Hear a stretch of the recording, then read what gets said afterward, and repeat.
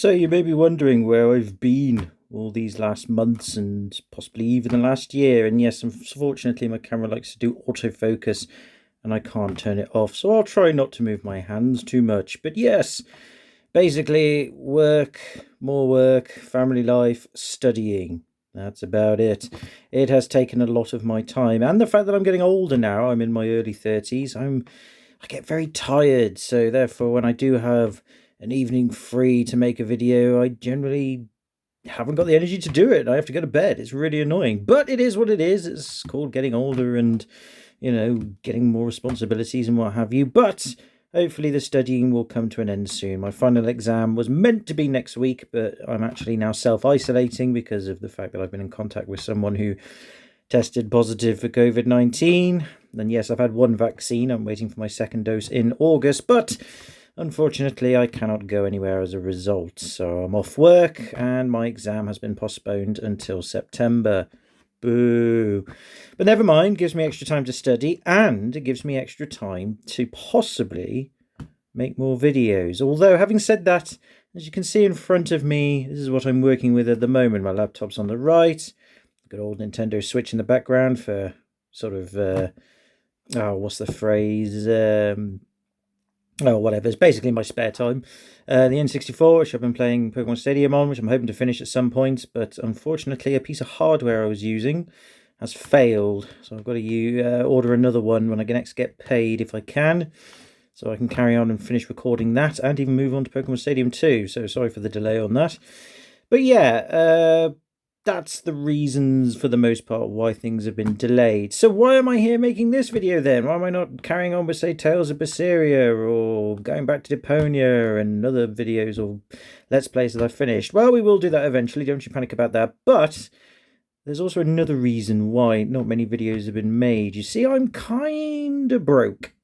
Yeah, but that's not because of, life circumstances. I'm actually quite fortunate in that area, but instead of saving the money that I do earn and after bills and rent to my mum and dad, because I still live in my parents' house, but even so I pay rent and help out here and there, even with that all out, I should have a few hundred saved per month, really, for my own ends. And hopefully, once I've passed my final exam, then I can move on and get another job in a industry I might talk about later.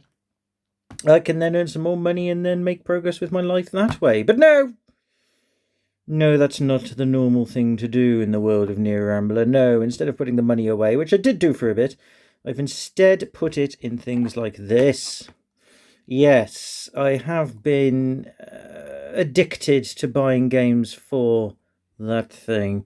Because I really like the Nintendo Switch. I think it's a fantastic console. I don't think it's the best out there, of course. I mean, in terms of power at least, it's definitely the weakest of the current lineup, but in terms of its gimmickiness and its brand value and the versatility of it and what you can do with it, it's pretty good. And it's had a lot of third-party support. Although, having said that, well, that's a different topic for another day. But I'm actually going to focus on this game today because this is one of the main reasons why I'm broke this month. Simply because I really wanted to play this game after I found out about it being one of the rarest titles on the Switch you can get at the moment.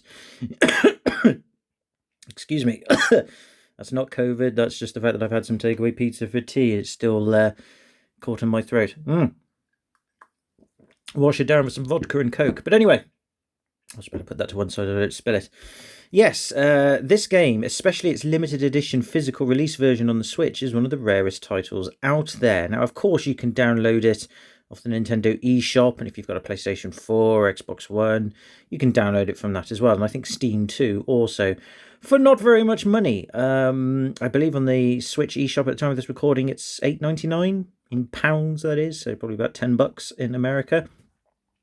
But I didn't want that because I'm a collector. I like collecting physical copies of games because I'm old school. I grew up with it, and as much as the digital marketplace is more convenient and sometimes you can get a very good deal in sales, you don't actually own the games that you buy. Once the servers are down, that's it. If you delete them off from the hard drive of the console you're on, or the SSD memory card or SD card or whatever it is that you store the games on digitally, you're out of luck. You can't get it anymore. You have to rebuy it again on a different platform. Whereas with physical releases, at least for the most part, you get to keep a copy of the game. And I say for the most part because, of course, nowadays a lot of games are released without them being fully complete. They come with day one patches and updates, and so therefore if you've got a physical copy of a game nowadays, even on the Switch, chances are you won't have the full version. But at least with this one, this is the full version. Yes, this is Fox and Forests.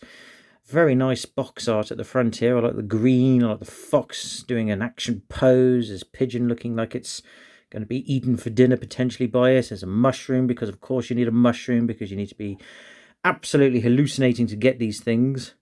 And that tree is definitely a way ahead of that one. But yeah, this game I believe was developed by Bonus Studios, or Bonus Game Studios, which I believe is a German developer.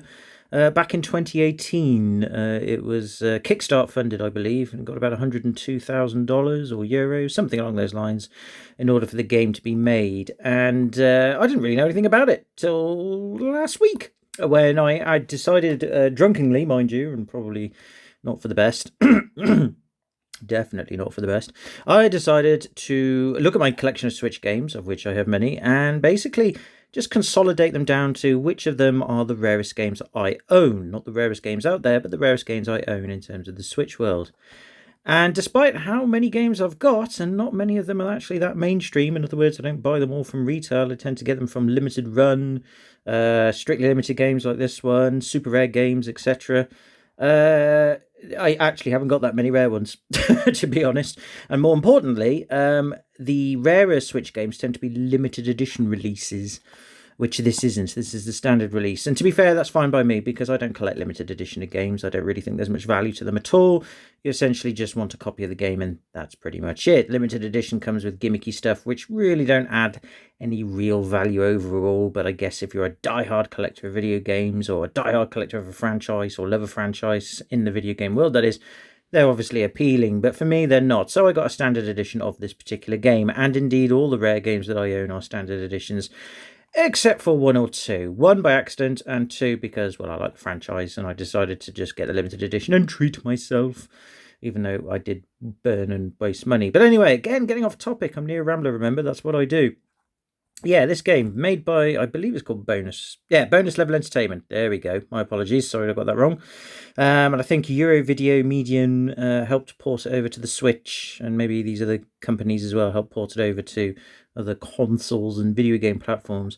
But essentially, before I have to pause the recording to make sure everything's recording okay, this is a 2D side-scroller action platformer, as it conveniently says on the back that I've just noticed, with RPG and puzzle elements inspired by the glorious days of 16-bit.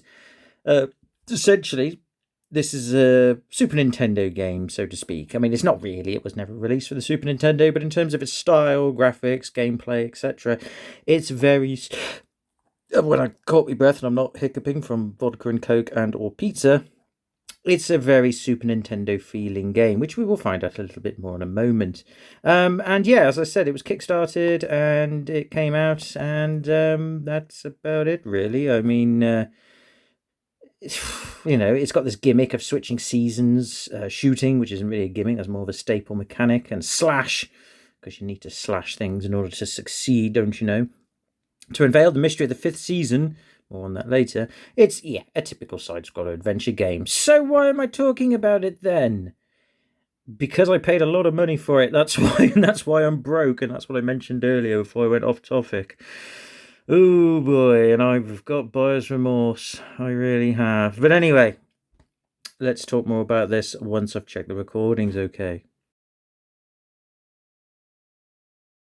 So yeah, I did pay a lot of money, and I'll tell you how much I paid for it a little bit later on. But for now, we're going to actually look at the game, have a play of it, see what see what the impressions are of it, see what you guys and girls think of it, and what I think of it, importantly, and then we'll summarise why this has made me broke. So yeah, it's a standard Switch release. I mean, yes, it's come by Strictly Limited Games, who have published it, who are one of these niche companies that are out and about, along with Limited Run, Super Rare Games, and a few others. I think Nicholas and Way Forward. They're like smaller publishers who publish generally indie games that they may have invested in or just made a deal with the developer to make a physical release of.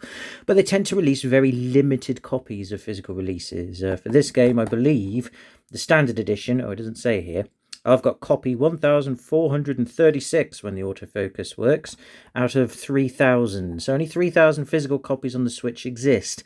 Though that's not technically true because the limited edition version of this, I think, is another 1400 copies. I'm not 100% sure on that one. But either way, there's only a few thousand copies is what I'm trying to say. And when it was released on the website, Strictly Limited Games, which is the only way you could purchase it at the time, it recommended, I think, a retail price of £29.99, euros, probably $30, something like that, which is pretty reasonable, I thought, for a retail game, even though it's an indie one. But obviously it sold out, and then the scalpers on eBay started selling them, which is a right bummer. Obviously, I think the majority of people who bought this didn't scalp it. The majority of people who bought this are Switch collectors like I am, got there first before me, before I realised it. So when I want to buy a copy, and therefore Strictly Limited now sold out of these copies, both standard and unlimited, you have to go to third-party sources, i.e. eBay and Amazon, and they charge an arm and a leg for these things. It's a bummer, but hey, that's just the world of video game collecting. You just have to deal with it as best you can. But yeah, so if I'd paid recommended retail price, it's fair enough. I mean, it's still expensive. Like I said, you could download it for £9 or $10 even, so it's, you know, it's still poor value. But if you wanted a physical copy for us purists or old school gamers, it's not a bad value. You don't get much with it, just like with most Switch games. You just get a case, some inside art, which is quite nice. I haven't really looked at it really. Some platforms, some sunset in the background. You can see the spine bleeding through. Some sort of, I don't know, side profile of more platforms, a tree and weeds, and then of course the game cartridge itself once it focuses. Let's have a look at the game cartridge, shall we? Here it is, and again, nothing special, just a standard out of focus, now in focus Switch cartridge. I believe this was published in the UK, I think, or at least in the European region. I know it says EUR here, but with the UK leaving the European Union thanks to Brexit, I'm pretty sure. No, I think it is manufactured and made in Germany. I think this is a European release. Either way, it's a PAL release, but it doesn't really matter because the Switch is multi-regional or not region restricted, so it doesn't matter. It will play on a Japanese or an American or any other Switch out there, so it's fine. But yeah, it's a standard cartridge. I believe the game size itself is really small. I think it's about 250, 280 megabytes, at least from the digital store information that I saw earlier on this when I was looking for the price of it online. So yeah, obviously a very small cartridge, not just in terms of the physical size of the cartridge, but the memory on it as well. I wonder if it still tastes bad. I wonder if Nintendo still do that, what was it, benazodium benzoate, or whatever it's called. I can't pronounce it, I'm a bit tipsy. I wonder if it still tastes bad.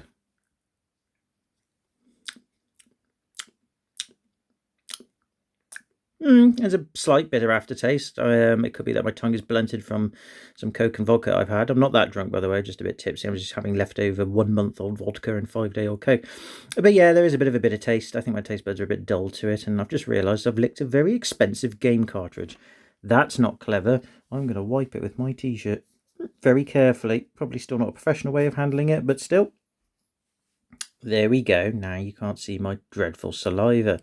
So what we're going to do is we'll pop it in. We'll pop it in the Switch, and I'll see if I can record some gameplay footage off the screen. So back in a moment, and we'll see what the big fuss is about this. And there we are. Yes, this is a very primitive setup. I don't actually have a capture card, so we're going to have to do an old school mobile phone from a screen thing. But you know what? That's why the Switch is so good. It can do that. So here we go. Fox and Forest. There's a few other games here that I've been playing that are quite expensive to purchase. But anyway, Fox and Forest then. Here we go. Use my profile. I'm going to have a sip of vodka and Coke. So we're just going to basically try it a little bit. If the focus will work. It does. So yeah, sorry for the in and out focus. I'll try and make that work a bit better in the in future videos. Just try and adjust the camera a little bit there. There we go. So yeah, bonus level, Wild River. Obviously had a hand in this. Made with Unity, which is a bit alarming at first. So here we go, Fox and Forests. Not a bad title screen, pretty basic, but quite colourful. Some cool music. Hopefully I don't get copyrighted for this, but it doesn't really matter. I'm not on the partnership program anyway, so whatever, they can claim what they like. So what we'll do is we'll start a new game, and we'll crack on with that. So you've got settings as well, controls, sound effects, nothing really that major really, just basic. Bonus, I have no idea. Wedding is a thing, I've never seen that before and I don't really want to yet. I'm going to leave that unspoiled for you lot, so if you want to play this game you can find out what it is.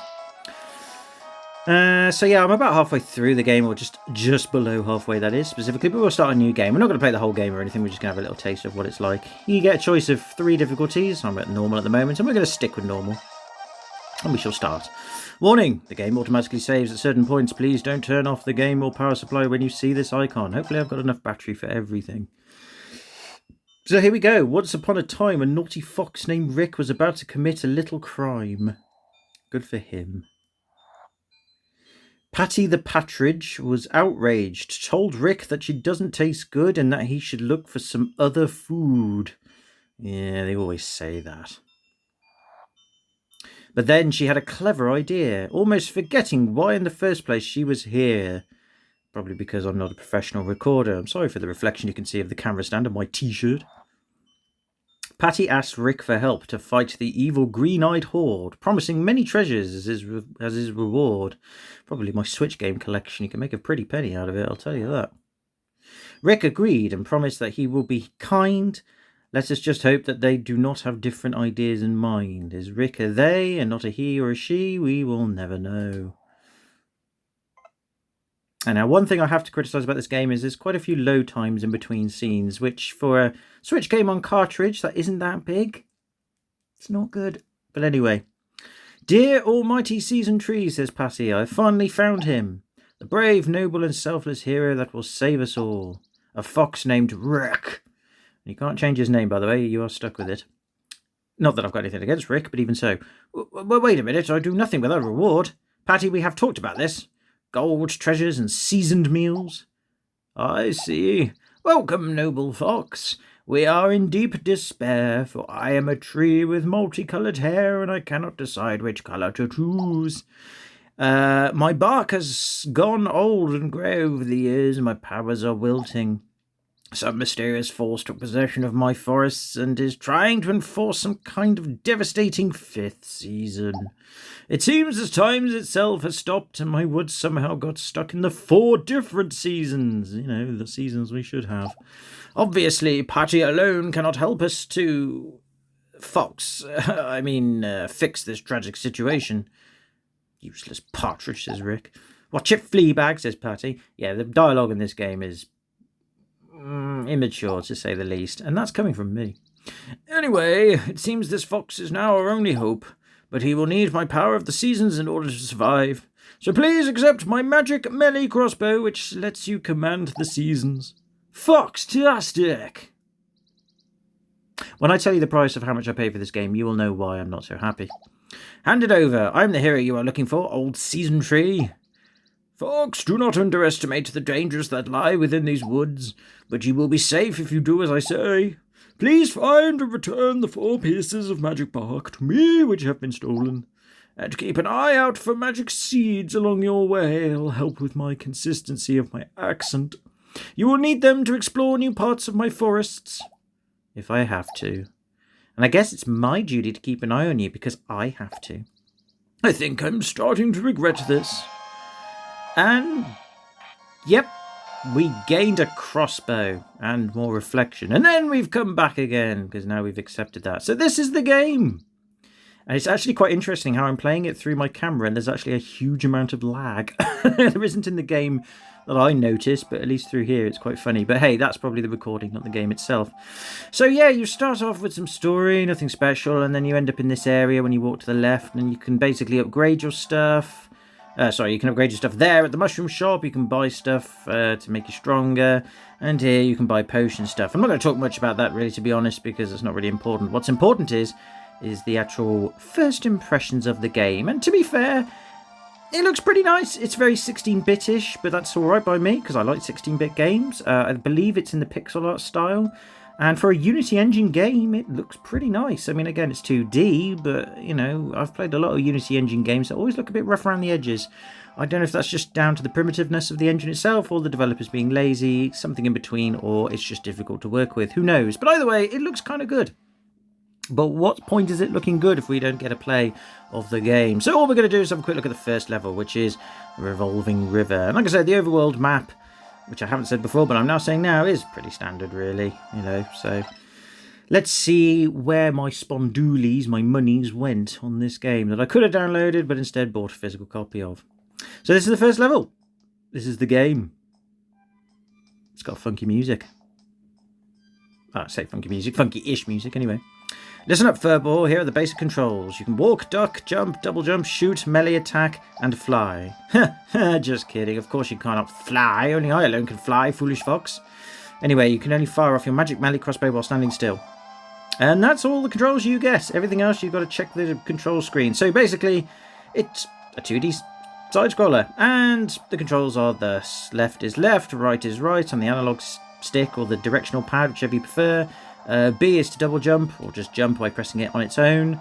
I believe Y is to attack with the crossbow, but you can't attack with the crossbow while you are moving, as Patty just said. You can only do it stationary. You can crouch, and you can, well, jump, which is what I was saying earlier. And we've been attacked by a thing. That happens a lot in this game. Some parts of the environment you can slash, and it's a good idea to do so, because then you gain bonuses like health and power-ups and all kinds of other MacGuffins. So yeah, want to cross that river? Well then it is finally time to switch seasons. You can look up the controls in the pause menu. Watch out, your mana bar will continue to deplete while you're in the alternate season. So do not forget to switch back.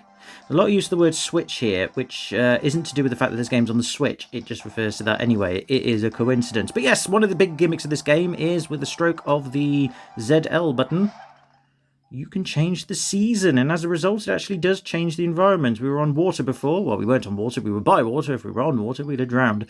But now that the water is frozen, we're on ice, and it slides and it slips, but you can get across. But notice the bar in the centre top end, or centre top, or top centre, it's draining. Let go of the, well, press the ZL button again, and the season goes back to its default one, and it's water again, and the trees and the colours are nice. Use this to puzzle solve, essentially. It's an alright gimmick, it works for the most part.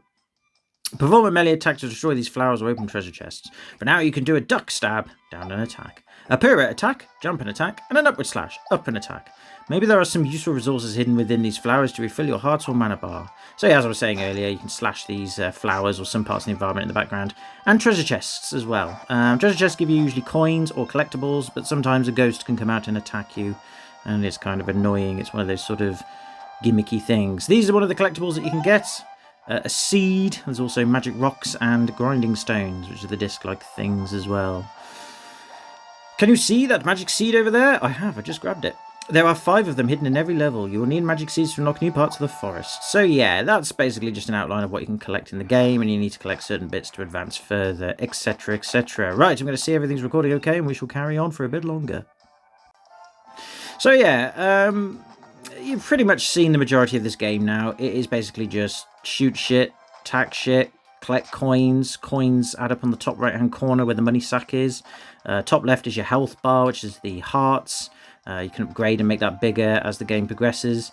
The arrow symbol on the left is your arrows. You do gain more arrows as you progress through the game. And on the right is where your potions would be. They're like attack potions and protection potions and things like that. But you need to find empty bottles for that. But, oh well, that is what it is.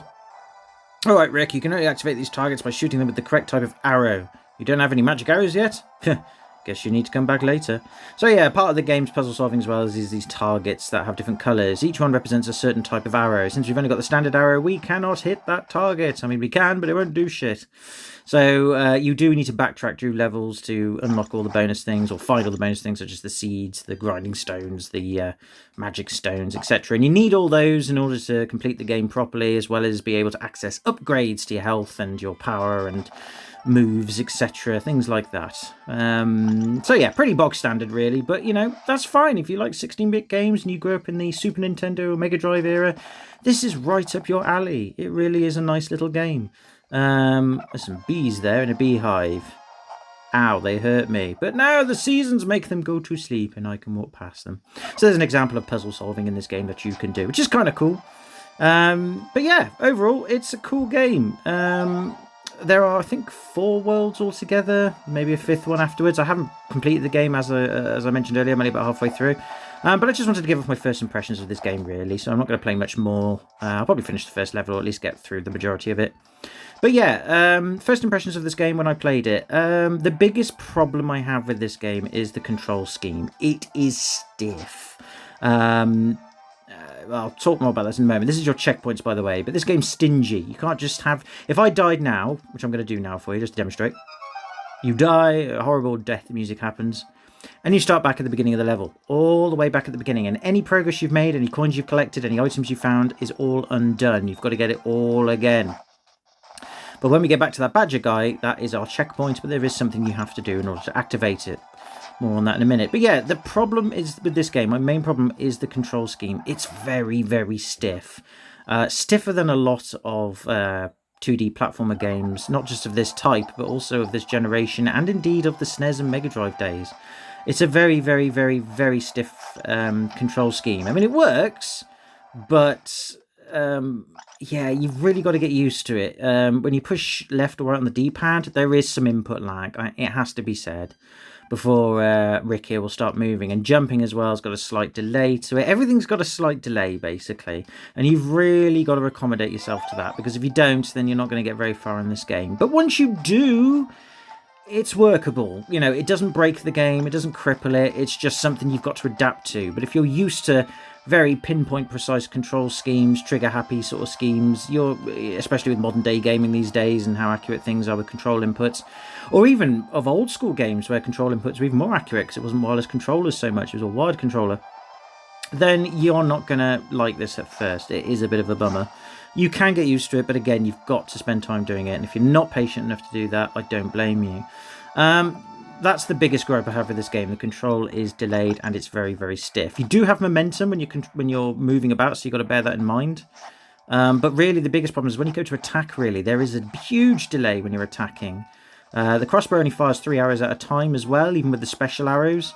So unless you time yourself well against enemies, you can easily not kill an enemy with your arrows or even your melee attack, which only works if you crouch, or if you hold up and attack and you do a swiping attack, or if you jump up in the air, you can do a swipe attack in midair.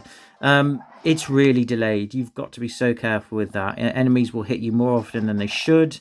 Although you don't take much damage, to be fair, you have quite a generous amount of health, and as you upgrade your health, it's not that bad, you know, and the game is not stingy enough to not give you health pickups as you go along. There's enough health pickups to get you by. Once you get used to it, you'll be fine, but at first you will suffer. But it's not too bad because, like I said, the game will give you health pickups to keep you going.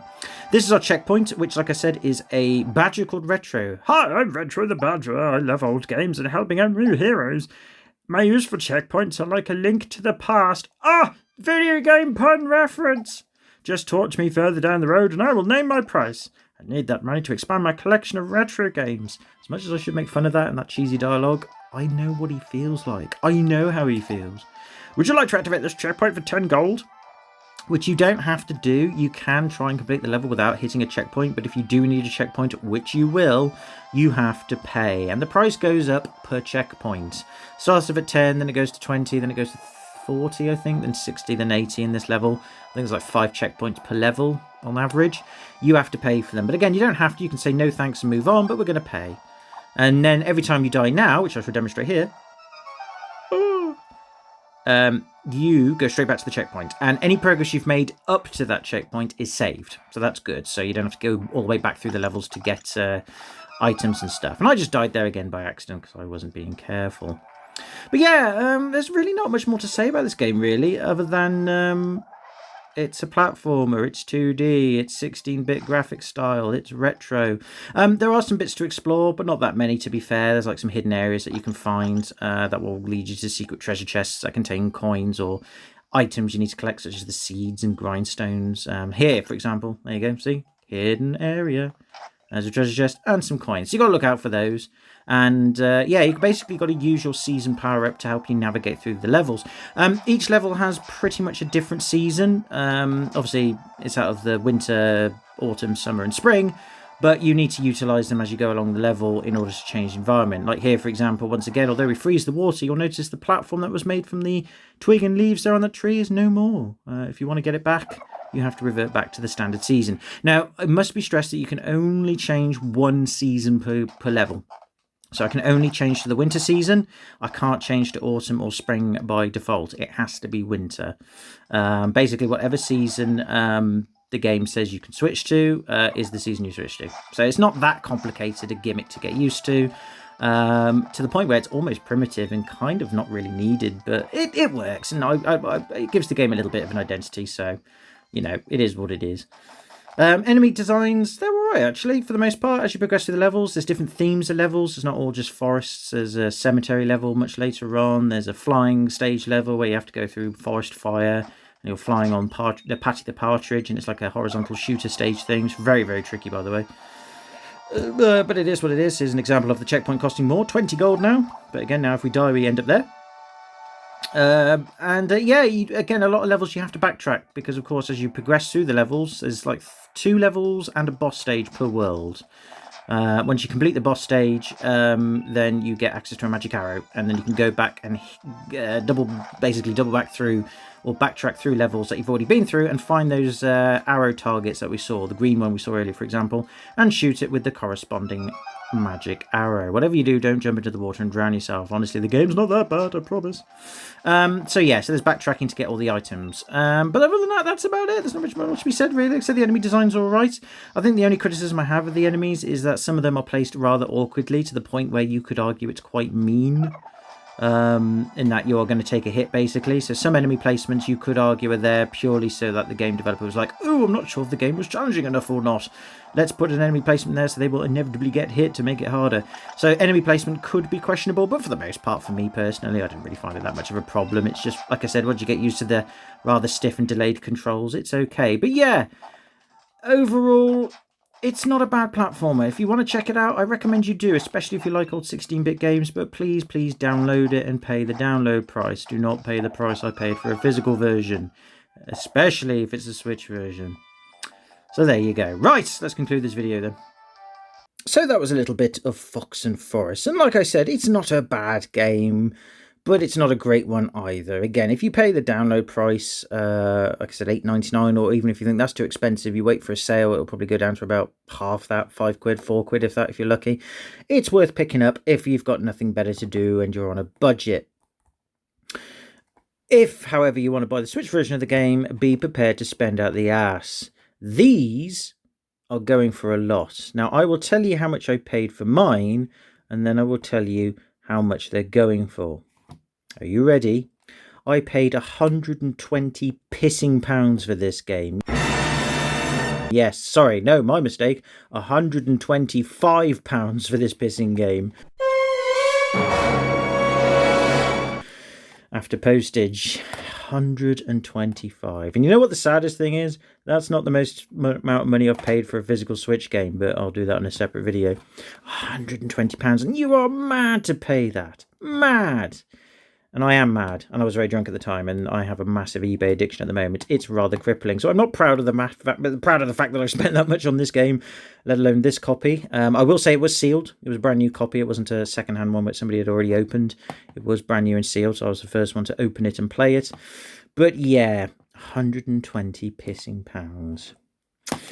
You could probably guess from your 1 or 2 brain cells that, and I'm not saying that's because that's the only brain cells you have. I'm sure you have many more, but that's the only brain cells you need in your head to confirm that that was a pretty bad deal. However, if you go on eBay now at the time of this recording, the average asking price for this game, and just the standard edition I might add, not the limited one, is between 180 to 200 pounds.